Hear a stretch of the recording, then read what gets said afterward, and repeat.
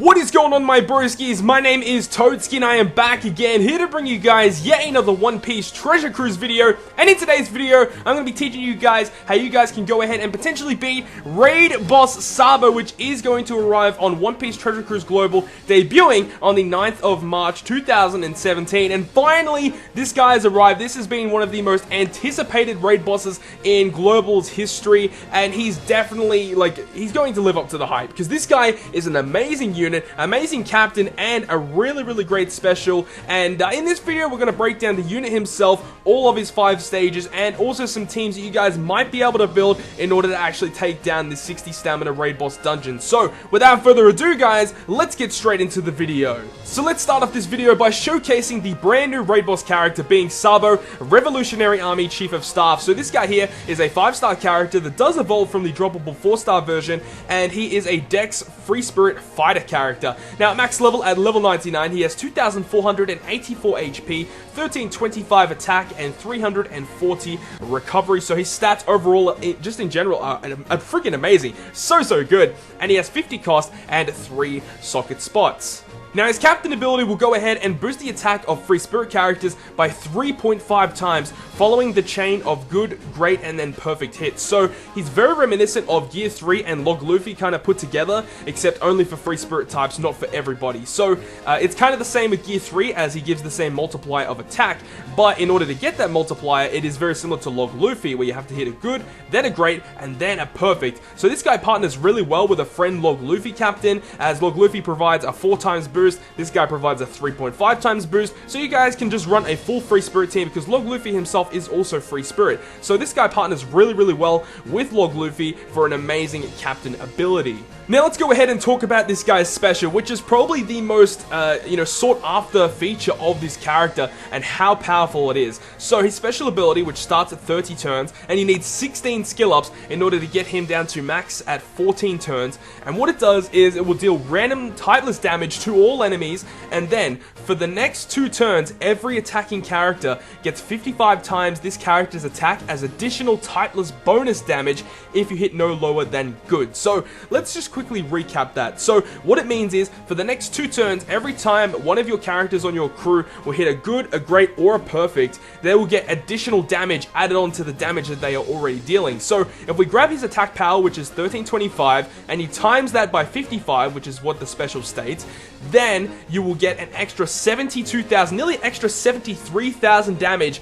per attack you deal on your crew. So that is crazy. You get so much extra damage just for free with this guy's special. Now, this guy is amazing because if you max out his cotton candy, you add an extra amount of damage onto that, and he just helps teams that really cannot do a lot of damage, make them deal a shit ton more of extra damage. So like zombie teams, they don't really have a lot of damage output, but they can survive forever. With this guy on the crew, and you bring a couple of health cutters, then zombie teams become so much more powerful, and they'll be able to clear things so much faster, just because Raid Boss SABO can just deal so much more extra damage for your crew.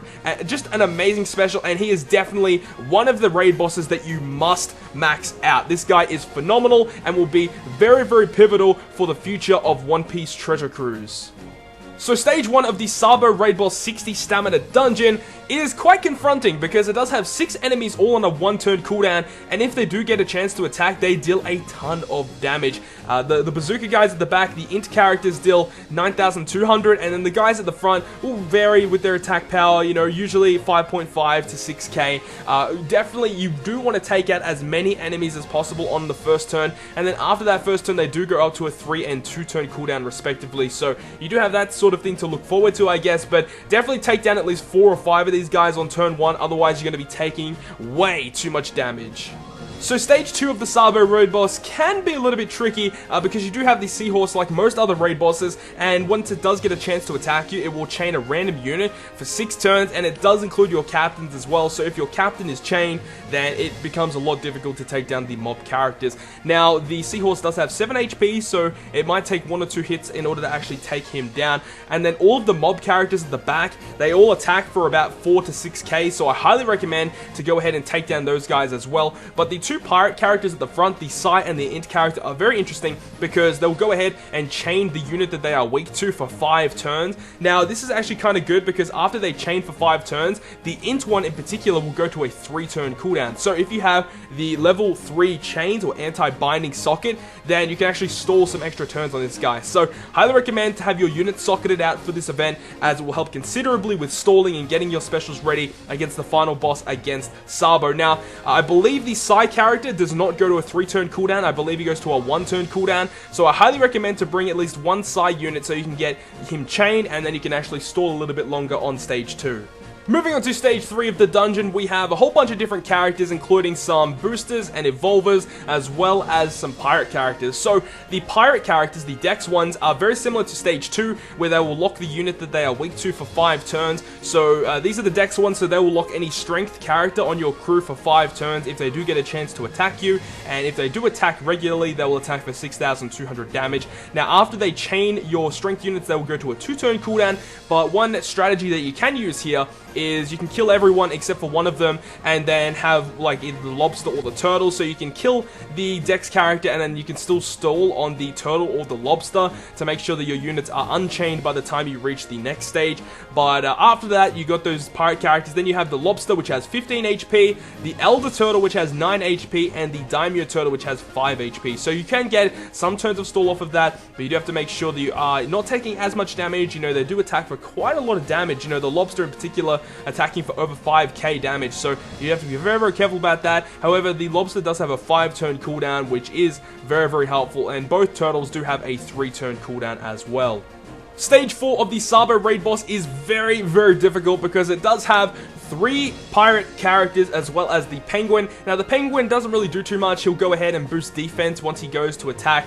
Very similar to the penguin on the boa raid boss. Very, very similar to that. Now, something in particular here that you do have to really, really take note of is each of these 3 different characters have specific effects. So the one in the middle will go ahead and do a preemptive attack that will keep your recovery in tandem orbs, but then every other orb on your crew will be swapped into a negative orb, and then all of your orbs are going to be locked for 2 turns. So highly recommend to, you know, potentially stall for some tandem and recovery orbs on the previous stage, or you can bring someone that has really good orb manipulation in order to make sure that you're not getting too many negative orbs, because this stage is quite tough. Now, the Knuckle Pirate, which is the guy on the left, will go ahead and apply a 3-hit perfect barrier preemptively, and then the one on the right, the Spear guy, will go ahead and preemptively apply a 3-hit good barrier. So these guys are going to be very, very tricky to take down. Each of these pirate characters have approximately 250,000 HP, and every time they go to attack you, before they attack, they will go ahead and cut your HP by 30%, and then they're going to do their regular attack. Now, that health cut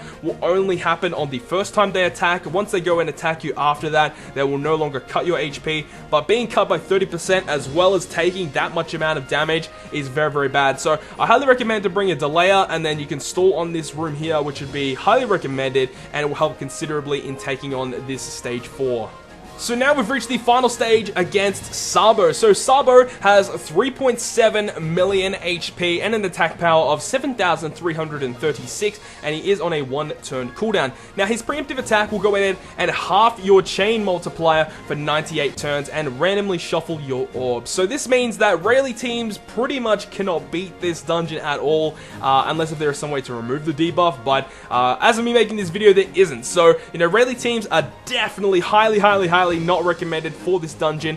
But anyways, moving on. So turn number 1, he'll go ahead and boost his attack to 11,004 for the next 2 turns. So that is quite a hefty amount of damage, 11,004. Then the turn after that, he'll go ahead and clear all buffs and debuffs. The turn after that, he will go ahead and randomly shuffle your orbs once again, like his preemptive attack. The turn after that, he will apply a 2-hit good barrier for the next 2 turns, and that cycle repeats. Now remember, he is on a 1-turn cooldown, so he will go ahead and attack every turn, and then apply each of these effects every single turn. So after that cycle ends, it will go ahead and repeat and start back at turn 1, where he boosts his attack for 2 turns, and it will just cycle through that until you die, or until he is dead. Now, once he falls below 30% HP, he's going to go ahead and deal 340,000 damage to your crew. So in most cases, you're going to die. So definitely do not get him below 30% HP, and you do have to be very, very careful, because, you know, he does boost his attack to 11,000, and he will attack every single turn. So you do have to be very, very careful with your health, and you gotta know when to burst as well. And along with the fact that he will go ahead and randomly shuffle your orbs as well, meaning that if you are relying on a 2-turn burst, then that might be a little bit tricky, and you do have to be very, very careful because he will clear all your buffs and debuffs as well. So it is probably recommended to bring a 1-turn burst type of crew that can manipulate orbs, set up, and do 1 massive turn of massive damage instead of doing like a 2-turn burst. That is highly recommended. But anyways, now that we've finally broken down all of the 5 stages of the SABO raid boss, let's go ahead and move on to some teams that you guys might be able to build in order to take on the SABO 60 stamina raid boss. So the first team I do want to discuss with you guys is a free-to-play driven team utilizing a Shiki captain with a friend Fujitora, and then you can go ahead and bring Doflamingo Raid, Raid Akainu, you got Golden Pad Usopp, and also Raid Boa. Now I know a lot of people might not have Raid Akainu maxed, but he is pretty essential to have him on this team. His special is super, super useful against Raid Boss SABO.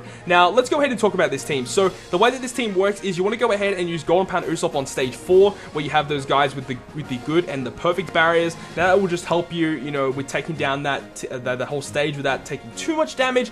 And hopefully on stage 3, before moving on to that stage 4, you have stalled enough to get some tandem and recovery orbs on this team so that they aren't switched into negative orbs on stage 4. And the good thing about this team as well is that recovery and tandem orbs are considered matching orbs thanks to Fujitora, which is really, really useful. Now, moving on to the SABO fight. Now, first turn you want to go ahead and use Fujitora, which will give you a 20% health cut, and then you will go ahead and then wait 1 turn, so you do have to have enough HP to tank at least 1 hit from SABO, and then you can go ahead and use all of your specials after that, being your Shiki, your Doflamingo, your Boa, and also your Akainu. Now, Akainu is super useful because he will go ahead and amplify the effectiveness of Affinity for your strength characters, and also give Shiki and Akainu matching orbs as well, which is super duper useful. And then you got Doflamingo for the orb boost, you got Shiki for the type boost, Boa to lock the chain multiplier at 2.5 because SABO will halve your chain multiplier, so having Boa there is super useful, and she also provides a delay, so if you do mess up,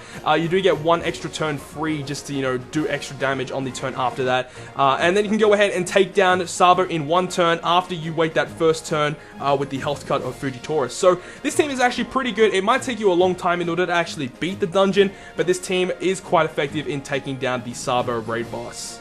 Moving on to the next team is a free-to-play slasher team. Now, this team is very, very tricky to build, as you do have to have level 5 auto heal in order to make this team pretty effective. If you don't have level 5 auto heal, then this team is going to be very, very hard to make effective. Now, you will go ahead and use your Usopp on stage 4, very, very similar to the previous team that I just stated, so that it will help you take down that room a little bit easier without taking too much damage. But when you finally reach the final room against SABO, you want to go ahead and use your double Mihawks, which will cut his HP pretty much in half. It's like 51% health he'll have left.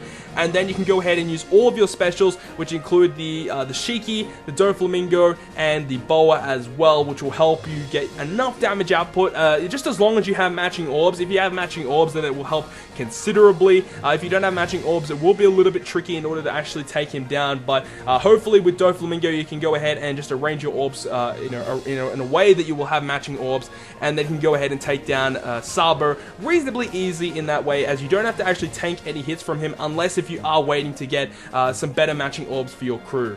So now we move on to the discount shooters team. So this is if you don't have Strongwood Ace, but you do have the rest of the units to make the Strongwood Ace Dream Team. So if you do have these units, and this team actually does work pretty well, obviously you can make it so you can have a double Strongwood Ace team, but this works just as well if you don't have a Strongwood Ace as a captain. So this team works in a similar manner to the previous 2 teams. You want to go ahead and use your Strongwood Usopp on stage 4. So if you've already farmed skill books and then YOLO fed those books from the previous fortnight, then you can go ahead and use Usopp. If you don't have that ability to do that, then this team will be very, very tricky. You can potentially bring Golden Pound Usopp if you want, however, you won't have as many sockets as you would if you were using Strongwood Usopp, so it is a little bit of a give or take. If you have Strongwood Usopp max, definitely bring him along. If you don't, then Golden Pound Usopp probably could work, but having less sockets is a pretty big blow to this team.